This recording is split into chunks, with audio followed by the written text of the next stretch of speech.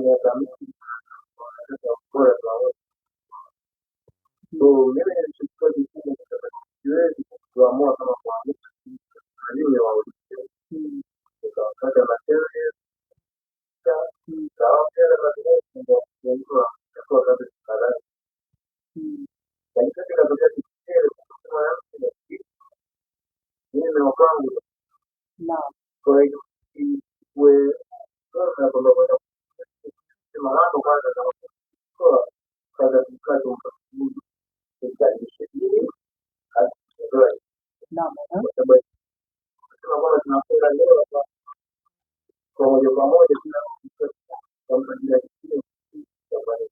naam swali langu sasa je katika kufanya leo kwa sababu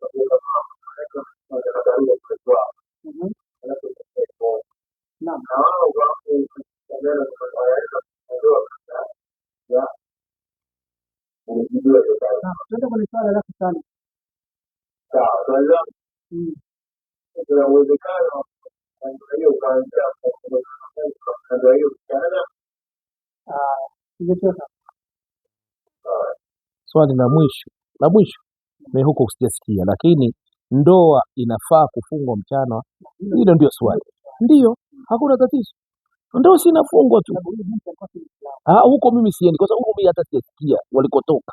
Sasa mimi ni point yake na swali lake. Haya yote yalikuwa ni maelezo. Yaani angekuja kwenye swali ilikuwa ni jepesi tu. Je, yafaa kufunga ndoa mchana wa Ramadhani? Naam, inafaa. Ama huo mrorongo mwingine kwa sababu yeye hakutuuliza sisi, alichapita alikopita. Sisi tunajibu hapa mwisho. Je, kama ni ndoa mchana wa Ramadhani inafaa?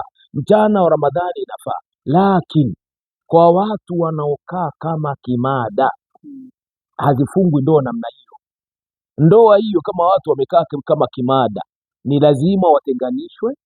Baada ya kutenganishwa waketi nini, kuwe na mwezi mzima wa kuangaliwa mwanamke ana kitu gani kwenye tumbo, asije kafunga ndoa ana mimba. Ya pili, ya tatu, baada ya kutenganishwa kiangaliwe wapate mwezi mzima. Ya tatu, wafanye tauba. Simeelewa? Wafanye tauba kwa lile jambo lilokuwa namkosea Mwenyezi Mungu Subhanahu wa Ta'ala la kukaa na kufanya zinaa. Ushafahamu? Ni hivi sasa. Sasa huko walikopita katika njia zingine si hatujui na wala hata kupata vizuri, lakini naelekeza kama wanataka kufikia ndoa wafuate masharti haya tuliyosema. Naam, kwa maana